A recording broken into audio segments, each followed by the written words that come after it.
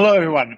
I'm Dr. Peter Brukner, the founder of Defeat Diabetes, and I'd like to welcome you to this webinar with the wonderful Dr. David Unwin. As many of you would know, in Australia anyway, it's National Diabetes Week, and the theme focuses on the impact and access to diabetes technology. So we thought, what better way to highlight the cheapest technology of it all, the low-carb diet, in speaking to the guru. And David has been practicing this way for over a decade with his type 2 diabetic patients, and he's recently announced some outstanding results that we'll talk about in a moment, and we'll also find out how he's done it. So stay tuned for a fascinating discussion with one of the real one of my heroes anyway, and the heroes of the low carb movement, Dr. David Unwin. And don't forget to visit the Defeat Diabetes website for more information. But without further ado, welcome, David.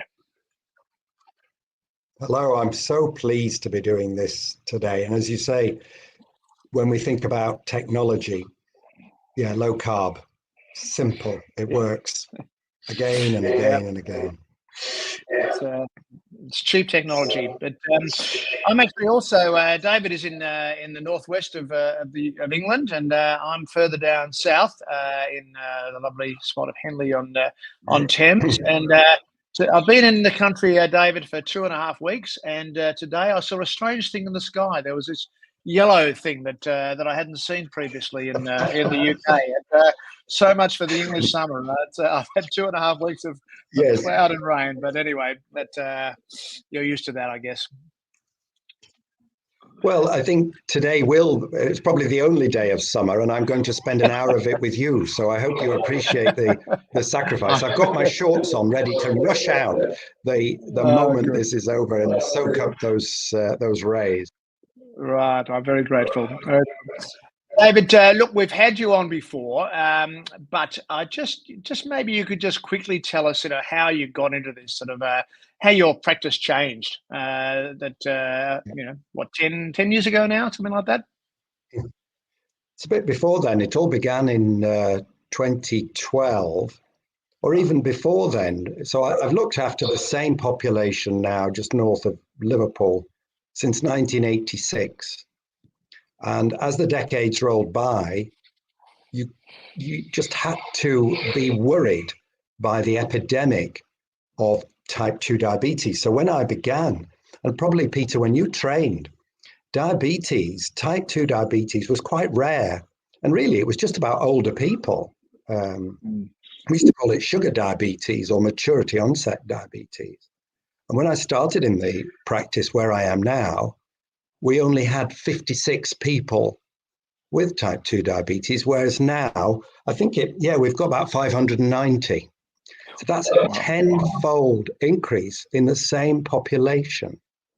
The problem we had in the practice was we had this tenfold increase. It was starting to affect younger and younger people. So again, when we trained, I dare say I never saw type 2 diabetes in anybody under 55 years of age. I never saw it as a medical student, and I didn't see it for the first few years as a general practitioner. And then things changed, and year after year there were more and more and more. And with it came obesity, all of the metabolic problems, really, fatty liver, obesity, essential hypertension. And it was obvious to me that the drugs I was using were at best a sort of sticking plaster. I didn't really see healthy animals. People didn't look great. And so there was a crisis in the practice. We had no more staff to deal with this. And yet it was obvious that health was deteriorating.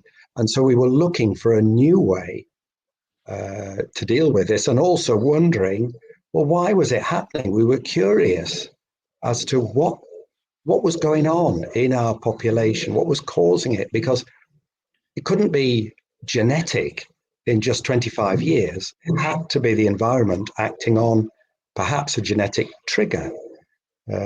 And so we were sort of looking for a cheap effective way to deal with this epidemic, as particularly as it began to affect younger people, and there was urgency to this. I think the group I was really worried about were the ones with pre-diabetes, young people with pre-diabetes, because we were not paid to do anything for those other than note they existed and establish a register.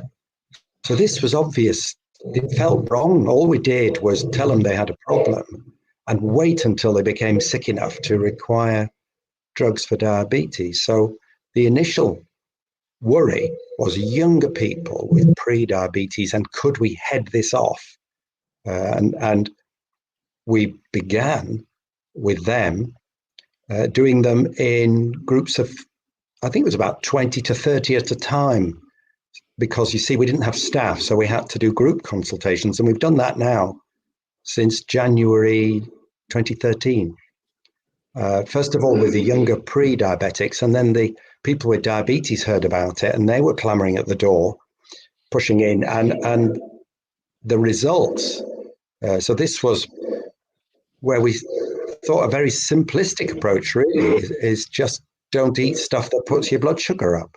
It's pretty simple. And it's amazing that I've become well known for telling people, just eat healthy food that doesn't put your blood sugar up. That's all it is. We could stop there, Peter, actually, and just say, just don't eat. We could all go home and sunshine. But this is what we were saying. But the point is the results. The results were astonishing. I'd never seen anything like it in terms of weight loss, in terms of blood pressure, lipid profiles, liver function tests, and of course, the diabetic control.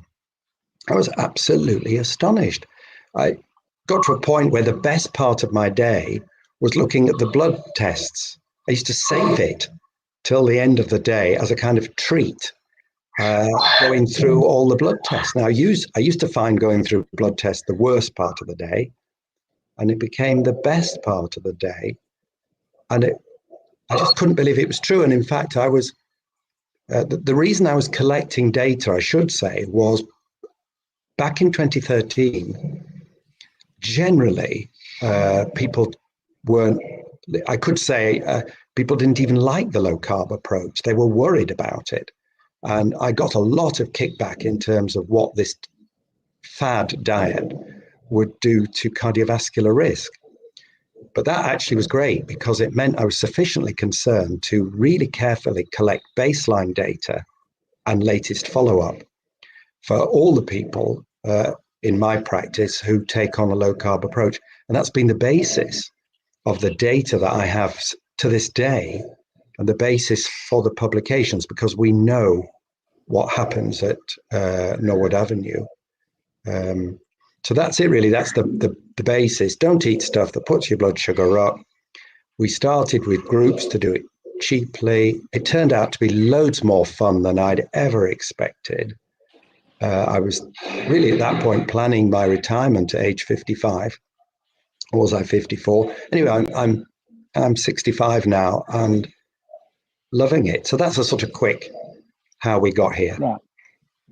Okay, and just take us through the results that you've got over that period in terms of improving glucose control, of putting diabetes into remission or reversal or whatever we want to call it. Yeah, and also the cost savings. I think you've done some interesting work on how much you're actually saving the poor beleaguered NHS in medications and so on. So if you could just summarise the impact that you've had on your type 2 diabetes patients in your practice. I'll begin with the cost save. Funnily enough, last night I was adding up the cumulative cost saving, because of course, if with hundreds of patients you use a lifestyle approach, use diet instead of drugs, and people are not using drugs, then the proof of the pudding is, well, are we saving money? As it happens, every GP in the UK is monitored for our saving, So I can share with you centrally collected data. This isn't my data, it's what the government collect on each GP. So at the moment, I think it's from 2018 to now to April 2024, we've saved somewhere about £400,000 sterling. So maybe, Peter, what would that work out in? Yeah, that's about 800,000 Australian dollars. That's a lot of money. Yeah. So that's one practice, and that's what we've saved. So it's very significant. And it's proof that I'm not using drugs. I should say it isn't just me. There are 9 doctors. We are a practice of 10,000 patients, 9 doctors and 3 nurses.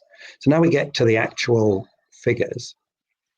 So of course, diabetic control, we look at that in terms of the hemoglobin A1C. And so that the headline figure is for people who choose low carb at Norwood Avenue, which at the moment is just over half our entire diabetic population. So half the people with diabetes at Norwood Avenue at the moment have chosen a low carb approach, because we don't force this on people, we're offering it. So for my patients who go low carb, about 50 to 51% will achieve drug-free type 2 diabetes remission. And that is maintained to about 33 months on the diet. And so, again, it makes sense. If you look at the entire diabetic population at Norwood Avenue, 24% of the diabetic population have achieved drug-free type 2 diabetes remission. And this is a massive beacon of hope, showing what is possible. And of course, I'm aware of colleagues in Australia, in New Zealand, who have achieved very similar results. So it's been done all over the world. So it is possible. And what's even more exciting, so in the last, if anybody's interested, this is all published in BMJ Nutrition. So our latest paper was last year. And we were looking at, well, what difference does it make how long you've had diabetes? And so even people who've had diabetes for 10 to 15 years might get remission. But those who have had diabetes, if you get them early, people in the first year, 73% of them will achieve type 2 diabetes remission. So this really should be part of policy, that people should know this and be offered. When you're diagnosed with type 2 diabetes, we should be saying you stand a really good chance of drug-free remission. Are you interested? Because such an important part of this work is motivating people for change. So we're getting 73% of those newly diagnosed with diabetes into remission, drug-free remission. We're getting 50% of the entire everybody who chooses low carb. And some people have had diabetes for 15 years and still achieve remission. People are coming off insulin, significant drug savings. Average blood pressure improvements, probably about 6 millimeters of mercury systolic and 12 millimeters of mercury diastolic.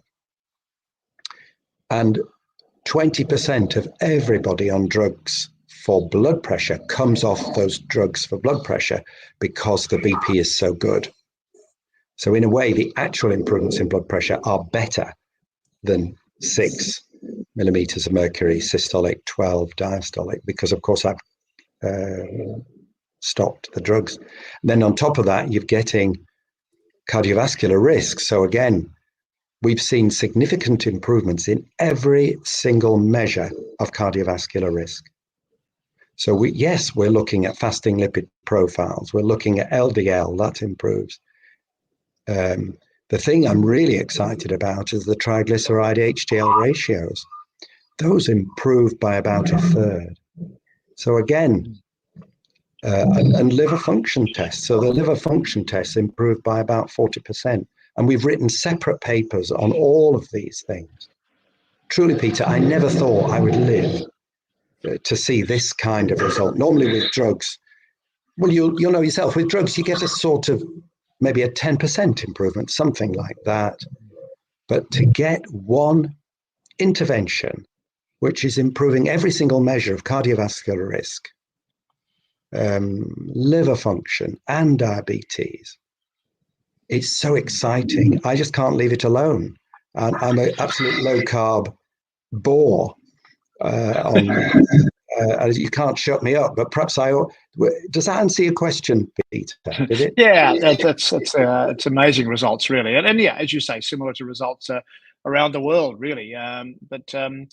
So, I mean, what's your secret then? I mean, what do you think? Why has it been effective in convincing people? You say only half the people in your practice, will take up low carb. Why only half, do you think, and what tricks do you use to sort of try and convince people to take up low carb? This is some of you will have heard of Professor Roy Taylor, who's an international expert on diabetes, and he was the senior author of my last paper. And the reason he wanted to co-author a paper with me was he wanted to know what's the secret sauce, he called it. What are you doing, and could it be replicated?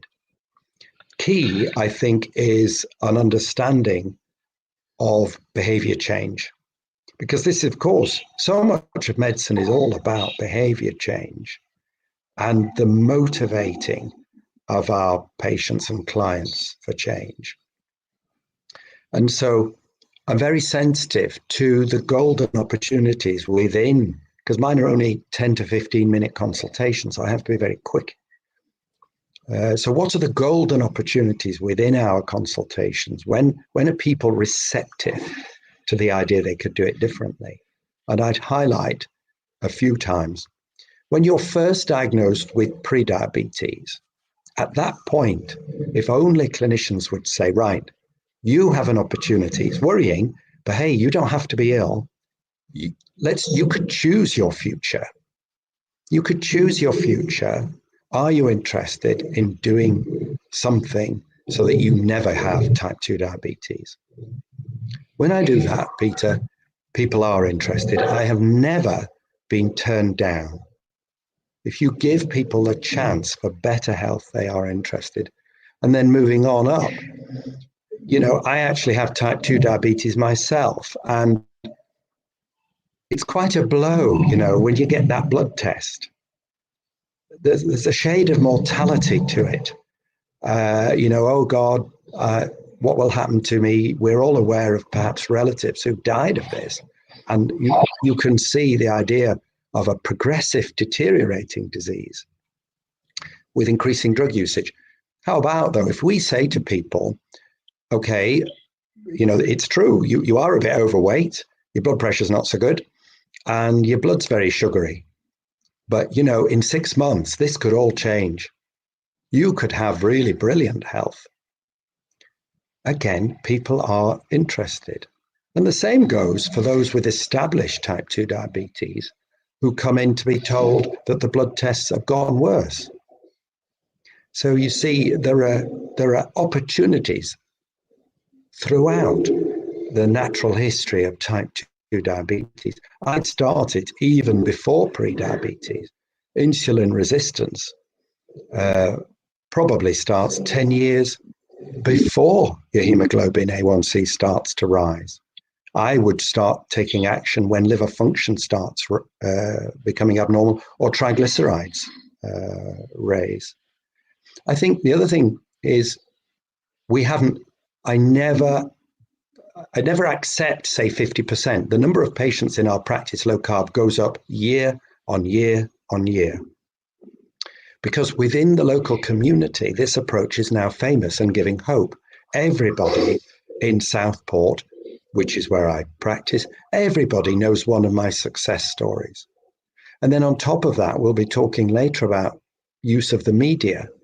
So we've had immense success with the BBC, with all of the big newspapers carry stories that I supply.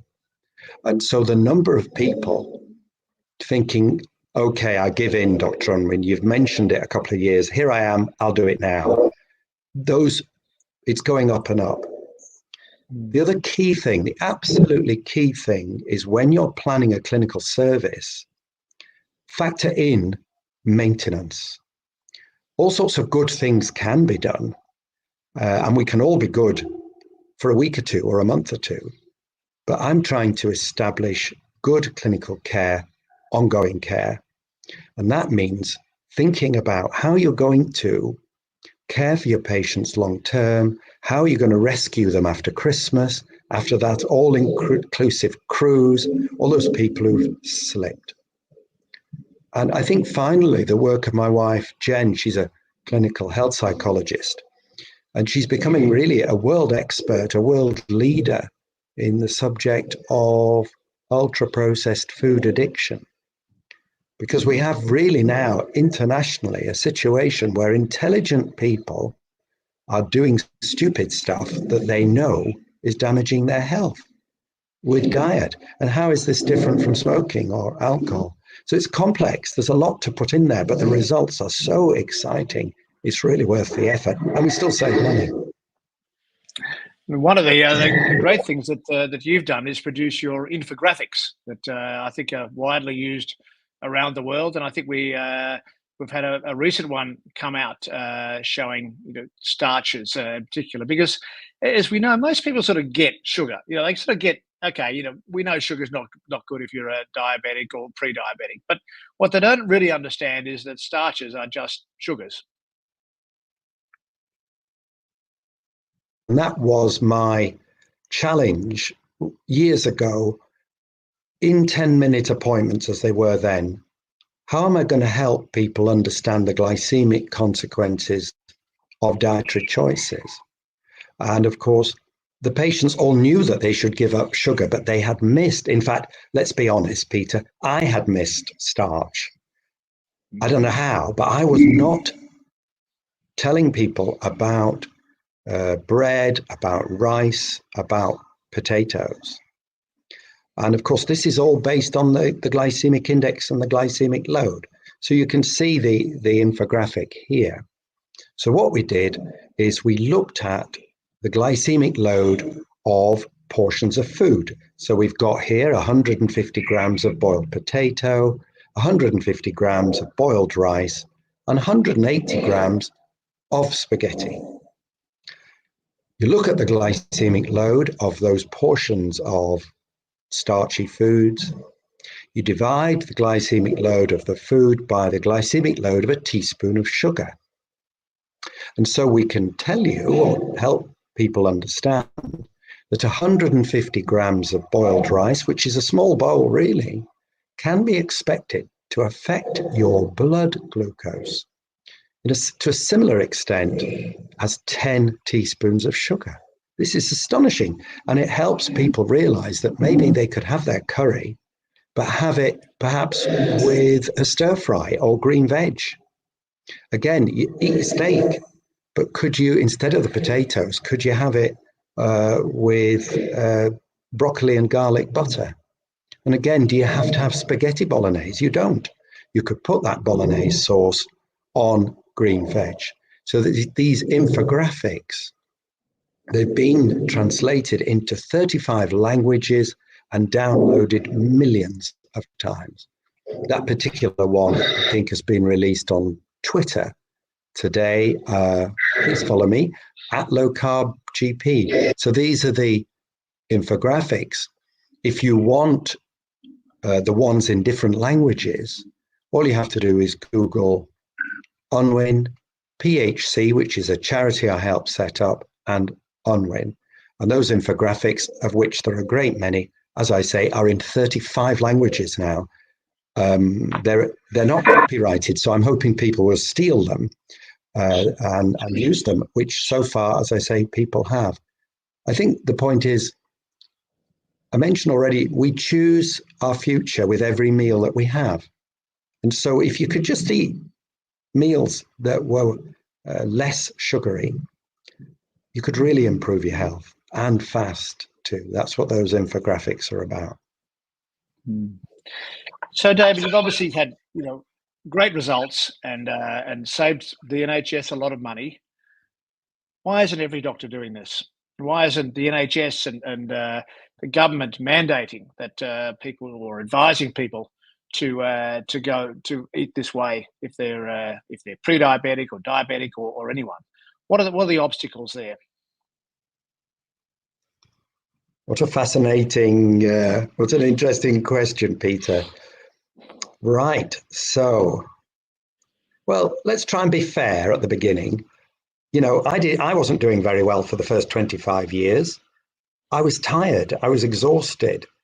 We're facing in primary care these an avalanche of ill people, and I was very tired. And when you're very tired, and somebody said, "I've had this great idea for you to work a bit harder," I used to be booing and hissing when people said to me, "You could start audit, you could do this." I know I could, but I felt that I was exhausted. What I'd not realized was how exciting this work is and how much energy it's given me and what a privilege it is. I mean, we all become doctors hoping to be effective and hoping to make change. And what I'd say to doctors listening is, yes, this is extra work, but it's work so rewarding and such fun. So that's the first thing. Many, many doctors are tired and exhausted, and nurses too. COVID has just added to our woes. It hasn't gone away. We are struggling. I think the other thing, when I look back through my career, is a lack of curiosity. We think of ourselves as scientists, Peter, but doctors, are we really? And what is a scientist? I think a scientist is somebody who's curious and prepared to disprove what you're doing already. I found it very difficult to admit that my advice was rubbish. And so there I was giving out the same advice for years. And I blamed the patients for not doing as I told them. And I was so arrogant, really, because I blamed the patient. And what was the common denominator, Peter? It was me. It was me.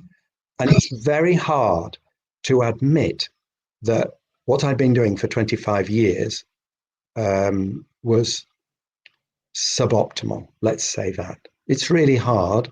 Also, there was a lack of curiosity. I wasn't thinking.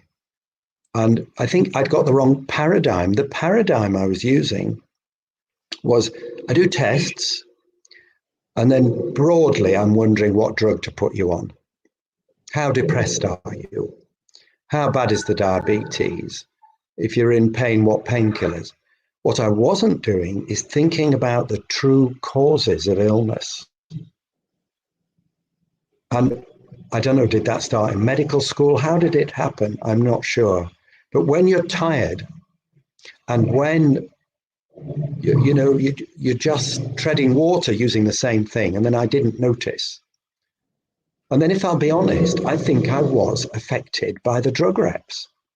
We used to have them coming in, every day with the little gifts, with their, they bring the sandwiches for your lunch and delicious cakes and this, that, and the other, and then the freebies. And I failed to see that they were doing that for a reason. I failed to see what was happening to my prescribing and that it was influencing it. And I think this paradigm, this idea that don't think about why people are ill, just, what does the protocol say? The other thing is the use of protocols, where now people are confusing a protocol. They think that's a rule. It isn't a rule. A protocol is a guideline, which a guideline can be trumped by either the patient's wishes or your clinical experience. And I think increasingly young doctors and nurses are memorizing protocols instead of thinking about physiology.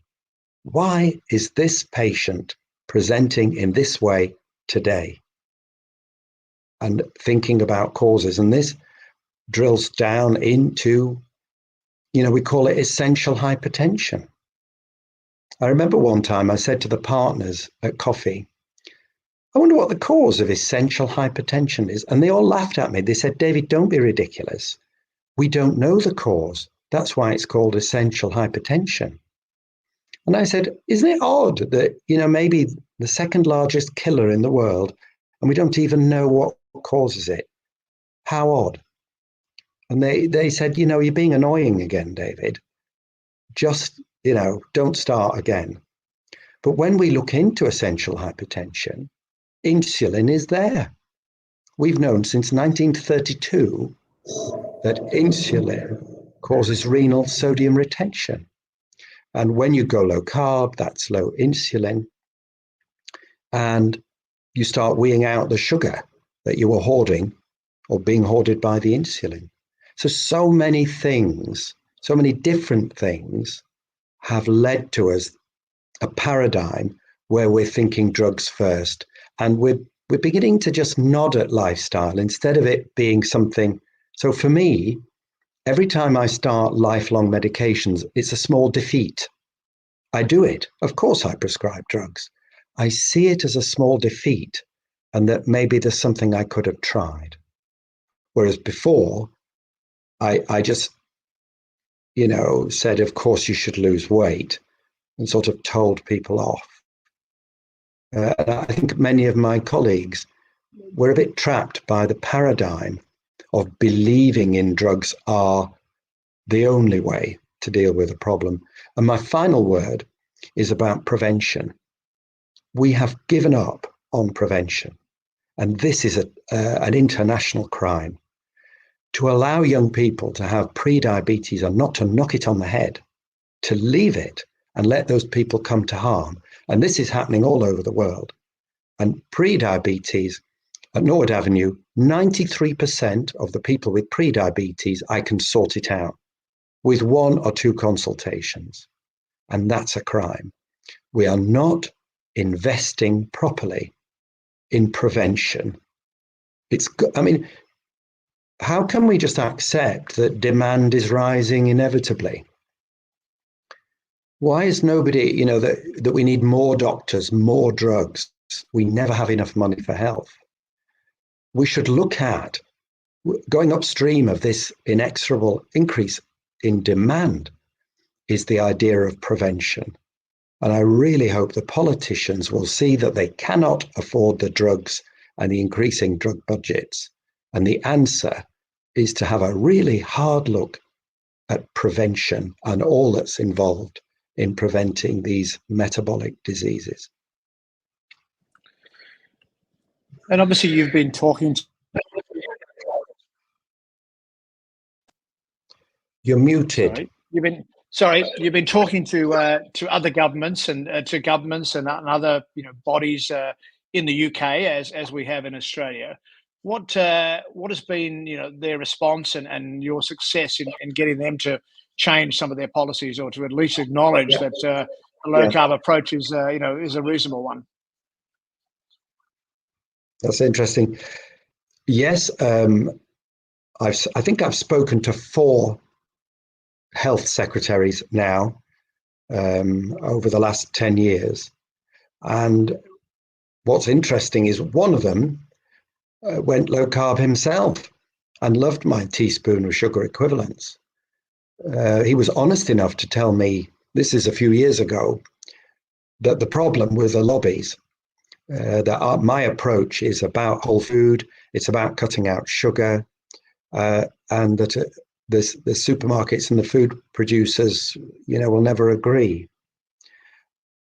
I'm really happy to tell you that I have also spoken to Wes Streeting, who is the new Labour health secretary, and the Labour Party have understood that the health service will die to be dashed to death on the rocks of demand, and that prevention is key.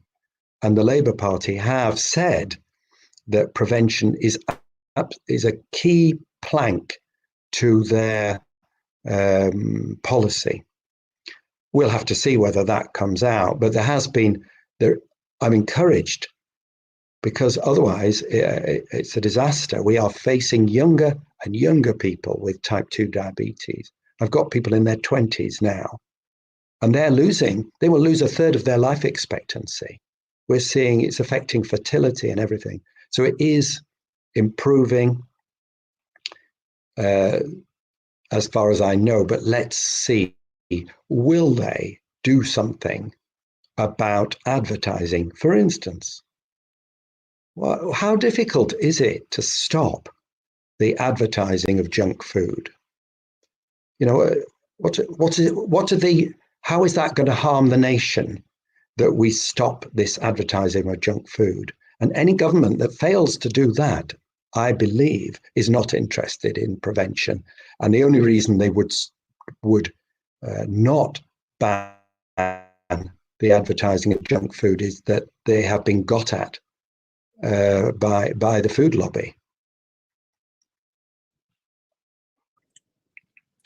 What about the sugar tax? I mean, in the UK now, you've had a sugar tax for 10 years, maybe, or nearly that. Yeah. A lot of talk in Australia about, and other countries, about introducing a sugar tax. And the recent parliamentary inquiry into diabetes has been a bit controversial on that. And as some of them have recommended a sugar tax. What's the experience in the UK, or your experience of a sugar tax? Yeah. It was surprisingly effective. Of course, there was massive moaning, and the world will end, you know, with a sugar tax and unemployment and all the rest of it, and earthquakes and volcanoes. Well, but it was moaned about. But the point is now, when they've done the research, actually, it's even helped with a number of admissions of children having their teeth removed. So we've got hard evidence in the UK that, number one, you make money, and number two, that there are actual real health outcomes. And why are we defending sugar? Is absolutely an empty calorie. You know, what is there a need for sugar at all? None at all. It's addictive, it's harmful. And again, anybody that defends sugar needs a hard look, and we need to question why. So the sugar tax, yes, it was effective. What actually happened was the drinks manufacturers reformulated the drinks and included less sugar in them to avoid the sugar tax. And so the actual amount of sugar consumed went down. The manufacturers still made money, but the Treasury also made money. So it turned out to be a win-win situation. But again, the political lobbying has meant that it hasn't been, you know, I would hope that they would advance that. And so far not. Let's see what the Labour Party do. I'm fascinated to hear that in Australia this is being debated. But I imagine the debate is like we had here 5 or 6 years ago, with talking about the nanny state and you shouldn't interfere and so on. Yep. But it's really now something it's a bit like seatbelts. We just accept them now as a good thing. So I wish you well in Australia. It would be a great thing if you could do that. Quite interesting to think about how you might. What are the levers of power? I think politicians need persuading that large numbers of the public know about the evils of sugar and that want something to be done. Yep. As I mentioned at the start, it's Diabetes Week in Australia, and the focus is on tech. And obviously, the Defeat Diabetes program is a tech, if you like, because it's an app-based program. But I'd like to get your thoughts on the CGMs, continuous glucose monitors, because there's a lot of talk in Australia and other countries about making them more freely available and subsidising them. At the moment, in our country, they're subsidised for people with type 1 diabetes, but not people with type 2 diabetes. What's your sort of thoughts on CGMs, and do you encourage their use in your patients? Yeah. The fundamental thing about CGMs is to do with behavior change. So I was talking right at the beginning about behavior change, and one of the key aspects of successful behavior change is feedback. And we know it's scientifically proven that the faster the feedback comes on the behavior, the faster we learn. And that's what continuous glucose monitors give. Because instead of a hemoglobin A1C, a blood test, which comes months, who can remember what we ate 2 months ago? I haven't the foggiest. But if you got a continuous glucose monitor and you will get a spike half an hour after a bowl of cornflakes, well, you know that was an unwise choice. So they are spectacular in terms of behavior change and feedback. And the other problem, of course, I was telling you about is maintenance. So in the UK, actually, we're ahead of you. I can prescribe on the health service a Freestyle Libre to somebody with type 2 diabetes who's using insulin. But I've gone way beyond that. I've been breaking the rules for years because I think actually morally, why do we wait until somebody's using insulin to give them the help they need? So what I'm doing with patients, I'm saying, listen, I'm going to break the rules for you. You've got type 2 diabetes. You can have a month's worth of readers, and the results are, I'll give you an example. I've got a 25-year-old, and he'd got a very high hemoglobin A1C. I gave him a Freestyle Libre, and he went off to Brazil on holiday. He came back, and the hemoglobin A1C when he went was about 60 millimoles per mole. When he came back, it was 32. Well within the normal range. I only saw him once and gave him a Freestyle Libre, and he learnt it helped him individualize. So he knew what put up his blood sugar. He then ate other things. He's 25. He's lost 30 kilos in weight. He's transformed. His skin is amazing. That boy, wow. And this is what drives me. So I am breaking the rules in every clinic I do. I am prescribing these, and I'm saying to the authorities, go on, put me in jail. I dare you to pursue me for this, because morally, I'm on strong ground. We should not wait until people are ill. The continuous glucose monitors, I'm using them in pre-diabetes. I'm helping people understand, where is the sugar in your diet? What gives you those spikes? And what I would say is somebody with diabetes, I could show you CGM readings that I have. They're flat lines. I can eat enormous meals and I don't get so much as a blip. So I get perfect blood sugar control, eating tasty food.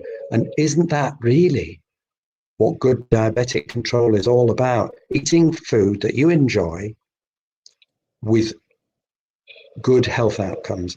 And CGMs, I'm really interested. This is the beginning. It's the cavalry coming over the hill, in my opinion.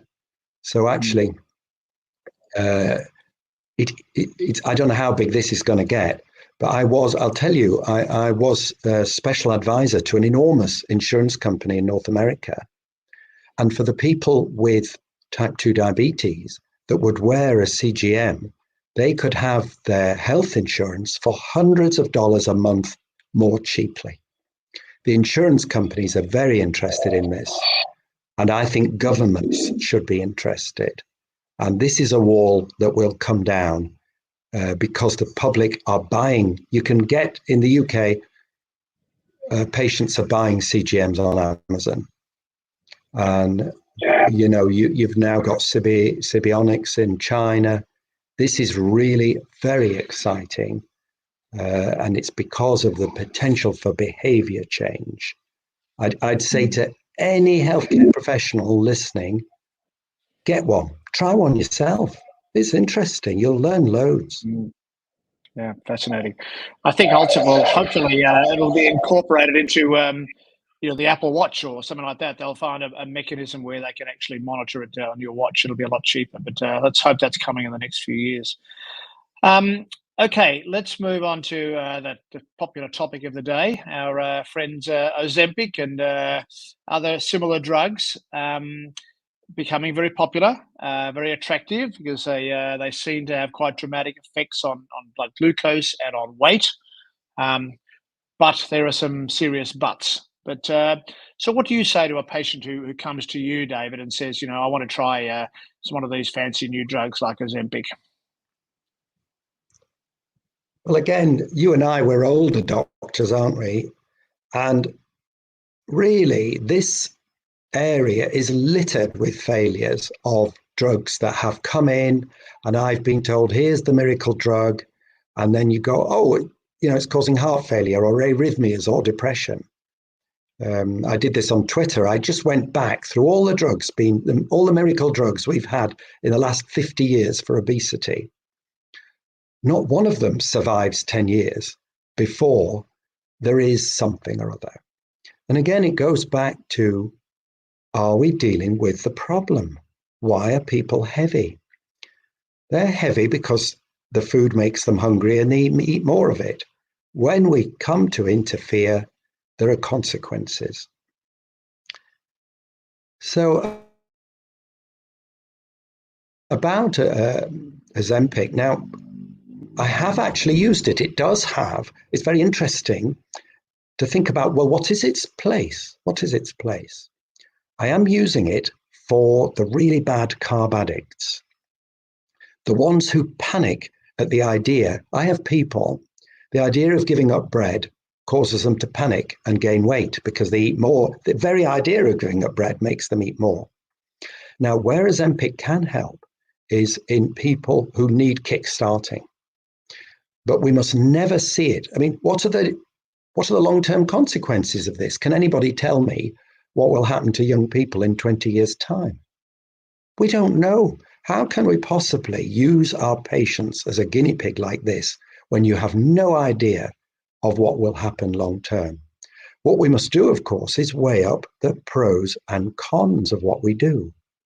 So I'm thinking about Ozempic. So I have patients whose health is in real danger because of their weight. And I try everything I can to help them with the food addiction, and I still can't help them. And some of them, Ozempic can be good initially. And it helps them, it gives them a bit of peace while they think about how did they get in this mess and can they eat differently. But I'm using it as a stepping stone. I'm not using it permanently. It's a bit like, I've used sweeteners in the same way. They're a stepping stone to help you off sugar. A similar thing, of course, is the SGLT2 inhibitors. They're now being sort of, well, these are the miracle thing because they improve all cardiovascular risk. I wrote a paper on this actually with Scott Murray, a consultant cardiologist. This is specifically about the SGLT2 inhibitors. And of course, what they do is they cause you to wee out the sugar that perhaps you shouldn't have eaten. And so the SGLT2 inhibitors, in my opinion, are a pale copy, a doppelganger of actually the low carb diet. So, you're weeing out all this sugar. I've seen some horrific cases of thrush, really horrific cases of thrush because of all the sugar in the urine. And also, what is the long-term consequence of irritating the bladder with all that sugar over years and years? Will it be bladder cancer? Because chronic low-grade irritation is not good for epithelia. So these drugs are useful. Again, I use SGLT2 inhibitors. But I really, let's try lifestyle first. And let's also weigh up properly the possible side effects. What's the possible side effect of a low-carb diet? Weight loss, blood pressure improving. Okay, maybe a bit of constipation. And then you'll eat more green veg or use some magnesium. So I haven't, all these years now, since 2013, hundreds of patients on the low carb. The ones who struggle with it are the carb addicts, but most of the rest do well. Whereas I've had 2 patients in intensive care because of SGLT2 inhibitors, because of euglycemic diabetic ketoacidosis. Now that's serious. So again, when we use drugs, we should be weighing up the pros and cons. We should be honest about the fact we do not know the long-term consequences for younger people. Whereas, people would say, well, the low carb, we don't know the long-term consequences of low carb.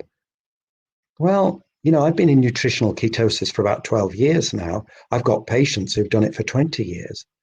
And also, what about the Aboriginal people? What about the way they used to eat? Were they not on a low-carb diet all their lives? So that's my thought. It's a worry because, as always, the drums are being thumped. We're being told this is a miracle, and patients think it's an easy solution. Easy solutions in life are rare.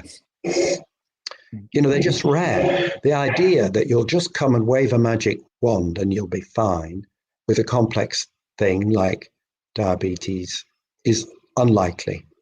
It requires commitment over time, and then the results are really good. So there it is. Yes, I use drugs. I'm not against them. I'm still experimenting with them, but that's it. They are, to my mind, experimental.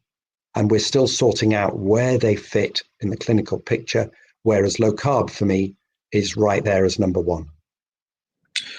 Yeah, I think there's significant concerns with the Ozempic class of drugs. I mean, the fact that that as well as losing fat, you lose lean mass. You lose muscle mass and bone mass, which unlike when you're on a low carb diet where you just lose fat. I mean, means it swings it heavily in favour of a low carb diet compared to those drugs. I believe. You're muted, David. There was one extra thing I wanted to say. So I've actually had a patient in hospital for weeks because of Ozempic. What happened to that person was she got of course it works because it stops your gut from emptying. So you get Ozempic burps where you burp, you can taste what you ate yesterday because it's still sitting there in your stomach. And this poor woman, the stasis became a clinical emergency because she wasn't emptying her bowel. And that was really frightening, really, really frightening. She was very ill. So the way it works, yes, it works. But, that woman, she didn't understand when she started at Ozempic that she could end up in intensive care in a Liverpool hospital. And that, there are a few surprises. It's not a miracle cure. Sorry, I just thought I should say that. No, it's fascinating. I think we're going to hear more and more of these. We're already hearing issues with thyroid issues, pancreas issues, all sorts of things. I actually think they'll be off the market in a couple of years' time. I know that's a bit radical, but as you say, every other drug has been taken off the market due to complications. Yeah. It's obviously a massive publicity campaign to promote these, and it's a pity we don't have as much money to promote the low carb diet. We might have a lot more effect, David. But anyway, yeah. So where do you see the future now? I mean, and as far as basically getting acceptance of low carb in both, say, the medical community, by government. I think the public is already, being won over fairly quickly. Yeah. But our medical colleagues, as you mentioned before, we're a very conservative profession. We tend to believe everything we're taught in medical school for the rest of our lives, and we're heavily influenced, obviously, by drug reps and pharmaceuticals and so on. So it's a real challenge to convince our colleagues, that this is a good way to go. Well, Peter, essentially, this has been the most amazing grassroots revolution enabled by social media. I learned a great deal of what I know about this from Twitter. And it started with intelligent members of the general public helping themselves. And then, of course, it's leaking up through medicine. And so, of course, primary care, we were the first ones to be aware of this because we were seeing patients getting better. And some of us were curious enough to have a go ourselves. And this process being enabled by social media is continuing. It's continuing. And it's very interesting that my most recent paper is the most popular paper that BMJ Nutrition has ever published. So what you've got here is just a simple audit published by, let's be honest, the GP from the back of Beyond is the most popular paper. And it's because it's the social media are driving this interest, but it's beginning now to affect the academics, because now you can publish. There's a real appetite. I get asked 20 times a day for any of my next paper, anything I want to publish. When I started, nobody would publish my work at all. There's real appetite because of social media. And then the social media is leading into the mainstream media. Everybody wants coverage. So it's like, how are we to do better? I think I'd say one of the things that really helps convince people are before and after photos. So anybody that comes to any of my talks will see that I have a kind of deal with my patients, which is, would you take a photo of yourself today? Because maybe today is the fattest you're ever going to be. And if what we do together works, the only thing you owe me is a before and after photo. And so what I've got now is the most wonderful library of consented patients who are proud of what they've done. And this interests the media. So again, if you in Australia can start to do this with your clients, the before and after photos fascinate the public and the media love it. So I can always get in our main media, if I can have a patient before and afters, and that gets to the politicians. So I've written 35 articles now for the Daily Mail, which is our largest paper, 35. And of course, their main, the politicians are very sensitive to what's appearing in the social media and the main media. So I would say this is a battle, it's a war, and we need to be savvy. And part of it is about content, it's about exposure, it's about getting our reasonably simple messages out there. Also, I'd say to clinicians, audit your clinic, because data is power. It's very difficult for people to attack me now, because I can say, well, I know the average weight loss. The average weight loss for my patients is about 9.8 kilos. So that's on average what they're going to, I know the blood pressure, I know all of these things simply by baseline data, latest follow-up. And the more clinicians who collect data, you can publish it. And then that becomes power. And all of this is adding fuel on social media and then in mainstream media, which is helping bring pressure to bear on the politicians. And the great thing is there's something that everybody can do. Everybody can support Twitter. Everybody can do this. I've thought about this a lot, but I think the media are reasonably key. I think the Freestyle Libre is, as I've said, this is a new thing. I think the insurance companies, who has got similar power to the big drug companies? Who's paying? Most of the world, actually, it's not governments, it's the insurance companies. And if you look at maybe the work of Swiss Re, who are the second largest reinsurance company in the world, they've been following low carb very closely and actually supporting me in my work for, I think, about 7 years now. So those are some of the pointers I've got thinking about this. What do you think, Peter? Yeah, look, I agree. I think it's going to be ground up. It's from the bottom up. Really, it's our patients who are educating their doctors and government and so on. And that's I think every one of our listeners is got the power to impact government policy and their own doctors. So often you see someone who does some research and looks up low carb, then goes to their doctor, and their doctor talks them out of it. And I think when we do have successes, we need to educate our doctors. But look, we're running out of time, unfortunately. I mean, and I'm sorry we haven't got to your questions. I must admit, David has answered most of the questions that are on my list here. So I hope your question has been answered. But David, thank you. Firstly for today, obviously we really appreciate your time, but also thank you for what you've done for the world of diabetes and pre-diabetes, and you've been a passionate advocate and a real leader in this area.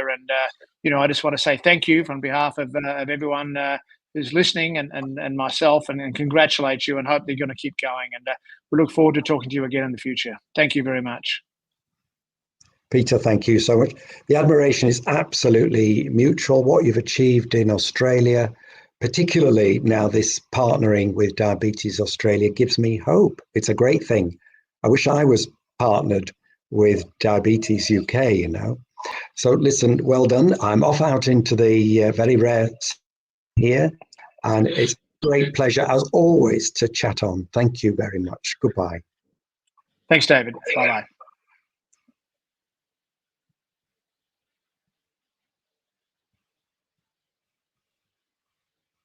Are we done?